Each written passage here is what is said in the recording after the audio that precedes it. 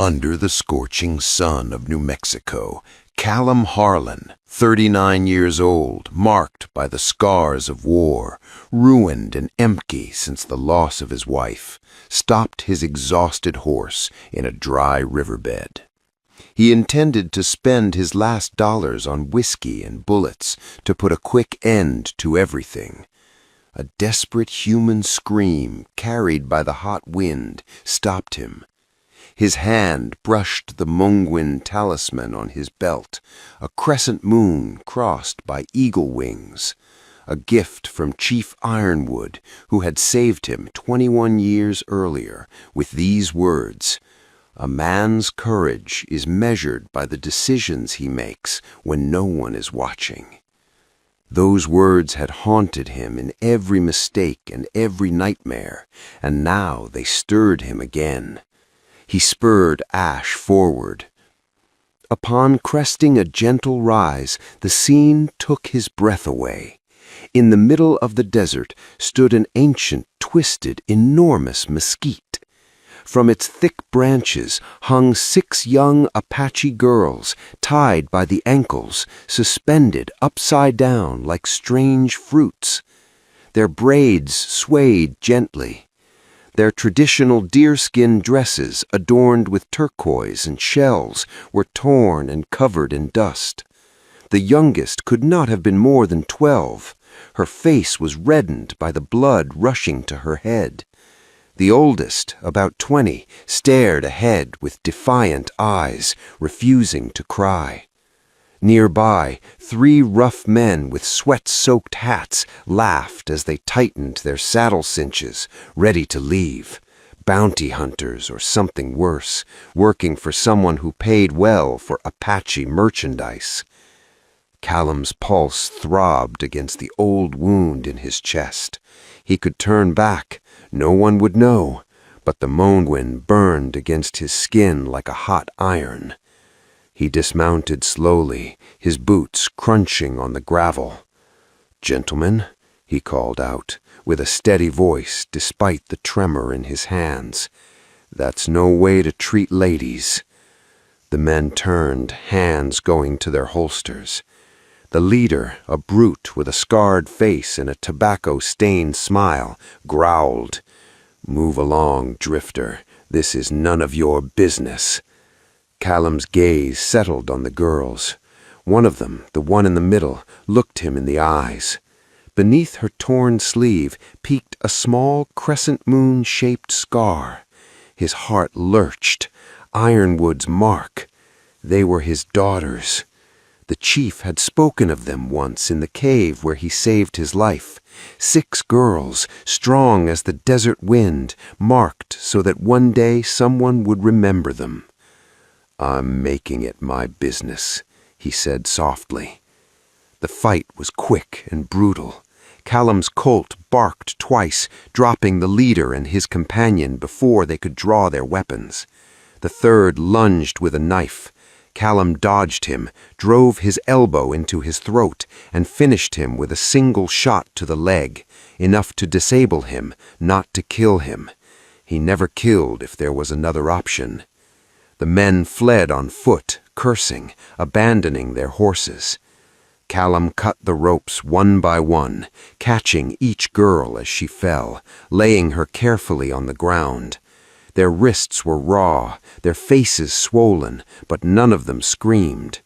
The oldest, Taya, sat up first with a knife already in her hand that she had hidden in her moccasin.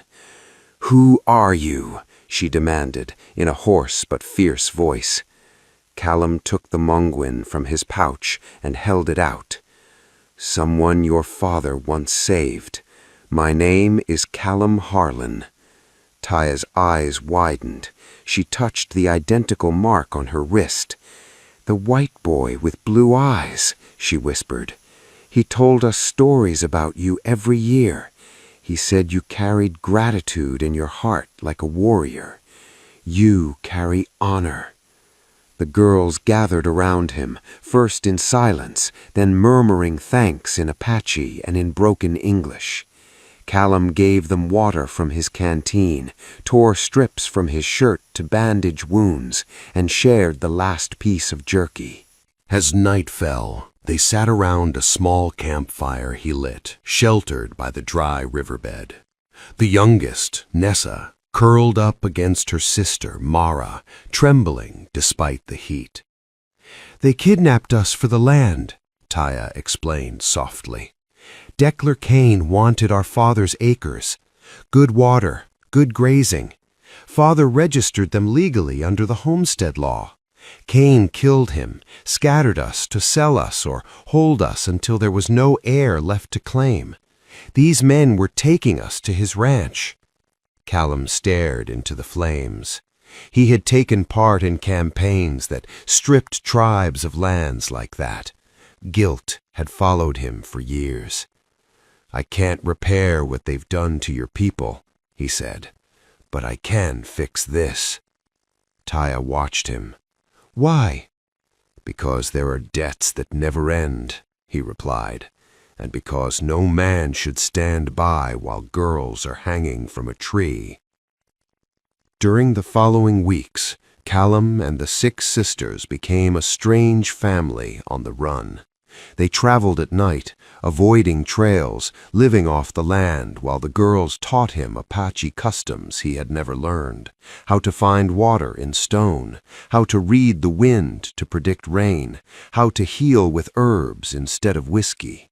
In return, he taught them white men's tricks, reading maps, shooting a revolver accurately, bluffing in a poker game if necessary.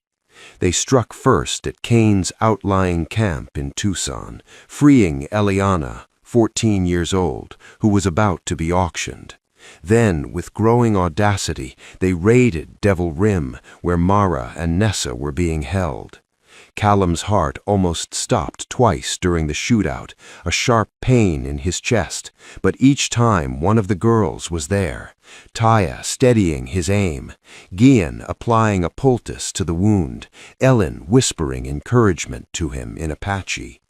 The final rescue took place in Sonora, where Mexican traffickers were holding Gian and Ellen. It cost Callum everything, his last horse traded for information, his last bullets spent in a night raid. But when dawn broke, the 6 sisters were together again, free. Cain's empire collapsed afterwards, with the girls alive and testifying. The courts, reluctant as they were, could not ignore the claims. The land remained in the hands of Ironwood's heirs. Cain disappeared into Mexico, becoming a fugitive. Years passed. Callum's heart endured longer than doctors had predicted. He never married again, never rebuilt a ranch of his own. Instead, he lived quietly on a small plot of land the sisters insisted on giving him in gratitude. Land near the old mesquite, now a place of pilgrimage for their people. The girls became women. Taya was a teacher, uniting worlds with her stories. Mara, a healer. Nessa, an artist whose paintings captured the soul of the desert. The others became lawyers, mothers, leaders. On deep afternoons, Callum would sit beneath that same tree, the mowen worn smooth by years of rubbing. The women, once girls, visited him, bringing their children who climbed the branches and laughed. They called him Ta Abuelo in Apache. He never considered himself a hero. If this story stayed with you, like it, subscribe to it, share it, and comment where you're listening from, he would say. But on deep nights, when the stars turned overhead, Callum sometimes felt the presence of iron wood in the wind, and finally understood that kindness was not an isolated act. It was a seed planted in darkness that took root through time and blossomed in lives he never imagined touching.